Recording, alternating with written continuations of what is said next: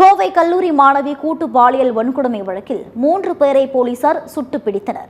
கோவை விமான நிலையம் அருகே காரில் ஆண் நண்பருடன் பேசிக் கொண்டிருந்த கல்லூரி மாணவியை 3 பேர் தூக்கி சென்று பாலியல் வன்கொடுமை செய்துள்ளனர். மாணவியின் ஆண் நண்பர் மீது கொடூர தாக்குதல் நடத்தி மாணவியை கூட்டு பாலியல் வன்கொடுமை செய்துள்ளனர். தாக்குதலில் மயக்கமடைந்த ஆண் நண்பர் மயக்கம் தெளிந்து உடனடியாக போலீசாருக்கு தகவல் தெரிவித்துள்ளார். தகவல் அறிந்து விரைந்து சென்ற போலீசார் தீவிர தேடுதலுக்கு பிறகு மாணவியை மீட்டனர்.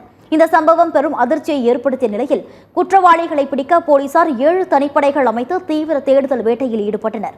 இந்நிலையில் மாணவியை கூட்டு பாலியல் வன்கொடுமை செய்த 3 பேரை போலீசார் கைது செய்துள்ளனர். துடியலூர் அருகே தலைமறைவாக இருந்த 3 பேரையும் போலீசார் கைது செய்து முயன்ற போது அவர்கள் போலீசாரை தாக்கிவிட்டு தப்பி செல்ல முயன்றுள்ளனர். அப்போது போலீசார் அவர்களை துப்பாக்கியால் சுட்டு பிடித்தனர். இதில் காலில் துப்பாக்கி குண்டு பாய்ந்த 3 பேரும் சிகிச்சைக்காக கோவை அரசு மருத்துவமனையில் அனுமதிக்கப்பட்டுள்ளனர். கைது செய்யப்பட்ட 3 பேரின் பெயர்கள் குணா, தவசி, சதீஷ், கருப்பசாமி, கார்த்திக், காளீஸ்வரன் என்று போலீசார் தெரிவித்துள்ளனர்.